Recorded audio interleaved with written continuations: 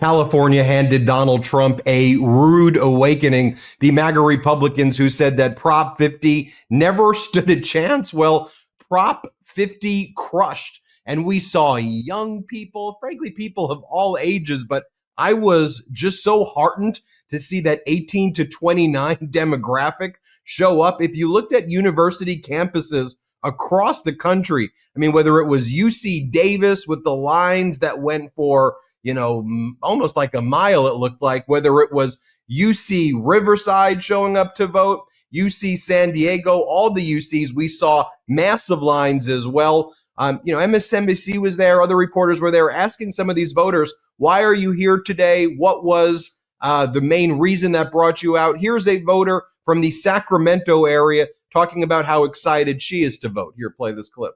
How are you doing? Oh my God. Wait, hold on. What's up? Hi, I'm so excited to vote. It's giving election day. It's giving election day? It's giving election day. Prop 50 is only one item on the ballot. What is it? Why are you here? What's the motivating factor? No, it's giving yes on Prop 50. It's giving hot people vote yes on Prop 50. I'll show you another clip right here where we saw scores of people still online into the evening hours. And when the reporters were asking, why are you here? Why are you here so late? People said, to be free. This is about our freedom. That's how people felt in California. And I think with what we saw, the clean sweep, a blue wave across the country, people realize their freedom is on the line. Here, play this clip. To go vote another 25 minutes or so while the polls are still open. How are things out there, Jacob? Rachel, this has been, as you have been talking about, an enormous night for the Democrats. There's also been an enormous night online for people that want to get into this polling place in downtown Sacramento. Come with me. I'm going to show you. This is as long as the line has been all evening long. And like you said, with about 25 minutes to go until polls close, 8 p.m. local time, 11 p.m. on the East Coast, every single one of these people, you guys aren't old enough to vote, are you? No.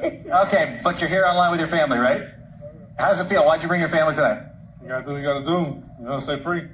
Gotta stay free. Gotta stay free. That's what people are feeling, Rachel. And, everybody's out here for reasons we talked about earlier. Every single one of these people is going to be able to get inside so long as they are online at 8 p.m. local time. Governor Gavin Newsom is expected to address press tonight here once the results are in, but it probably won't happen directly at 8 o'clock.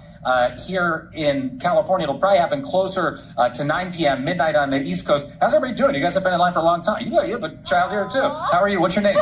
Pam. Pam, have you been watching the election results across the country? It's been a big night for Democrats while you're in line. New York City. Ron Mondami, the next mayor of New York City. So even in line here in California, you're watching what's happening across the country. Yes, I've lived there and I have business there, so. So what's it like for you to be in line tonight? Just Prop 50's on the ballot here. Who's this, by the way? My little Luna. Now, both my daughters have been on TV. My older one's always on. But this is Luna, and I'm very proud to be from Sacramento, or Sacramento proud. I'm not from Sac, I'm from Mexico, but yeah. But you're here and you're voting for Prop 50 tonight. Absolutely. All right, it's nice to meet you. Thank you so much. Bye, Luna. It's nice to meet you. So, Rachel, you can see it. I don't even know if I'll be able to make it there. And I want to bring in Congressmember Dr.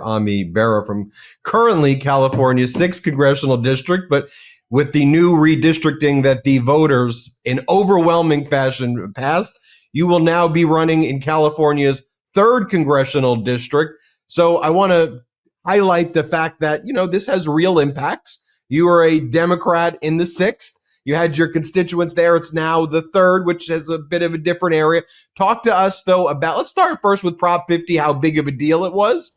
And then let's talk about your announcement of running in the new California 3rd congressional district. And this was a huge deal. Yeah, I'm proud to see my hometown of Sacramento on television, folks in line there. And just across this country, Virginia, New Jersey, Pennsylvania, Georgia, it was a clean sweep. New York.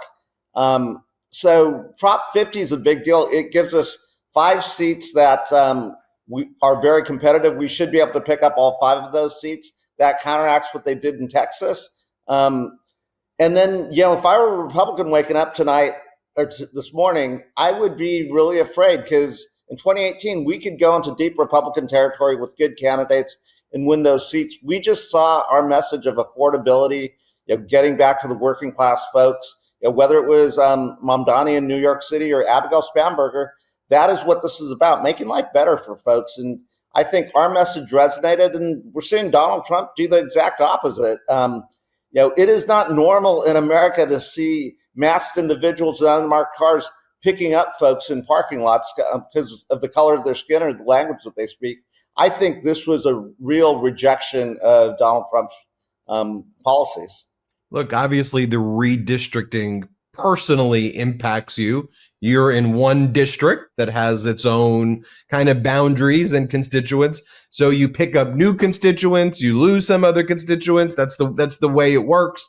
But what was kind of inspiring for me, and perhaps a message to Democrats across the country is, for Democrats like you, who this impacts. It's like, yeah, we're going to win with our ideas because we're fighting for voters.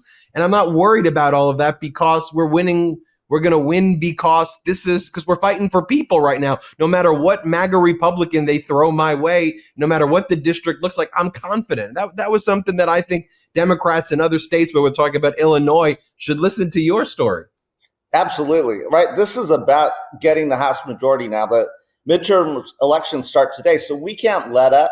We've got to keep going. I am going to pick up a harder district, but that's fine because it is about putting a check on Donald Trump. We did it in 2018. We can do it again. We will make sure we pick up these 5 seats. And I would ask the Democrats in Illinois, Maryland, elsewhere that, you might not like redistricting, but we got to fight fire with fire and we've got to win. And this is about putting the American people first. There's a lot of speculation now. The MAGA Republican, Kevin Kiley, who's in your neighborhood, that Congress member, he's been the one who was utterly silent when Texas didn't do it by the people, but when Donald Trump called Governor Abbott and said, I need you to find me 5 seats, not a referendum, not a vote, totally silent. When Democrats said, let's eliminate partisan gerrymandering, this guy was totally silent. And now he's Gavin Newsom's trying to redistrict. It's like, where were you with all of these issues? So people are wondering where he's going to go. And many speculate that you'll be running against him potentially. I just want to remind people who this guy is. This is a video that he posted of himself. So this is what Kiley thinks makes him look good, as he was saying that Newsom was trying to erase his district. Here, play this clip. Wants me gone. This is merely an attempt to eliminate political opposition, but his past attempts to target me have failed, and I'm confident that this one's going to fail as well. Yeah, and I know that you recently introduced a bill to limit redistricting to the beginning of each decade. I know you said that Newsom is subverting the will of voters and trying to wipe out essentially what remains of the California Republican Party. There's only 9 of you guys. Can you tell me more about that bill? Yeah, of course. So my concern is first and foremost for what's going on in California, and Gavin Newsom is a unique threat to democracy. He is trying to overturn the will of voters. I mean, kind of clownish behavior there, Doc. I mean, Congressman, what are we looking at right there? It's like, what are you talking about? It was a vote by the people in response to what your buddy, what his buddy, Donald Trump and Greg Abbott were doing. 100%. Because this went to the ballot, to the California voters. And the California voters overwhelmingly said, we're going to fight back against Donald Trump. They didn't do that in Texas. They didn't do that in Missouri. That was just a Republican gerrymander. This was the voters in California saying, we want to do something different and we want to fight back. Look, I don't know if I'm running against Kevin Kiley. He's got to make a decision if he wants to run against me. I know where I'm running and we're going to win this seat. I got to just show people this about Kiley, because this to me just tells you everything about these MAGA Republicans in Congress. If you'll indulge me just for a moment, Congressman, this was one of these moments during the hearings where Kevin Kiley missed every single vote on deporting U.S. citizens, veterans, and kids with cancer. I'm not sure if you remember this moment, and Swalwell calls back, like, he literally doesn't show up. But that's the thing, whether it's Kiley or whatever MAGA Republican, is going to run against you in Congress, that they're either cruel and unusual in their punishment towards Americans, or they just don't show up for the job, and then they do that performative, Gavin Newsom's a unique threat to democracy. Let's watch this, and then let's react to it together. Let's play this clip. Mr. Chairman, where's Kevin Kiley? I'm a little worried about him. We've been going since 2 o'clock. I think we've had, Mr. Raskin, you could help me, probably 10 amendment votes. More? How many amendment votes have we had, guys? 15? Now, Mr. Chairman, your members have not spoken on anything, and we can take their silence as an admission that it's wrong to deport U.S. citizens and it's wrong to deport kids with cancer. But Mr. Kiley has missed every single vote that we've taken, and I think it's fair to do a welfare check on Mr. Kiley. He's tweeting. He's been tweeting during this hearing, but he's not voting. So I just, for the good of the committee, where's Kevin? And that's not just unique to Kiley. I mean, I think when we looked at what took place across the country, even though the corporate news tries to act like some of the stuff that's going on by Republicans and Trump is like normal, and they try to act like, you know, they're on both sides and that he's popular and historic this, and it's like, nah, he's historically unpopular. This guy, these MAGAs and Trump have the lowest approval. And to the extent Democrats get criticized, it's often because Democrats don't fight hard enough. Like the critique is fight harder against these people because they're destroying our democracy. I just want to give you the final word because, this is a big day. I feel new momentum and joy. And as you said, now we look towards the midterms. And so what do you want our audience of 6 million subscribers to know as we head into the midterms and as we move forward after what was a very good day for people who support democracy? Look, when we fight, we win. That's what this is all about. And this is a fight for the type of future that we want to have. We want a future that gives folks the dignity of work, a decent paycheck, the ability to put food on their table, maybe one day buy a house, retire with dignity. Those are all democratic values, and that's what this is about. And it is not Mamdani versus other wings of the Democratic Party. We're all saying the same things. We're going to try different things in different parts of this country. But this is a resounding rejection of Donald Trump and MAGA Republicans. And get out there, volunteer, support candidates. Go to my website, beraforcongress.com. But go out there. We had a great night last night. Let's bring this home. And let's rebuild a country that works for all working and middle-class Americans and gives that next generation, our children and grandchildren, a great chance at a good life.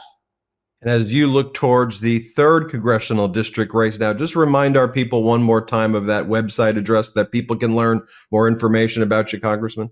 Yeah, you can go to our website at beraforcongress.com, BERAFOR Congress.com.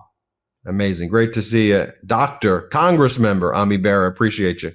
Hey, thank you. Be well. Everybody hit subscribe. Let's get to 6 million subscribers.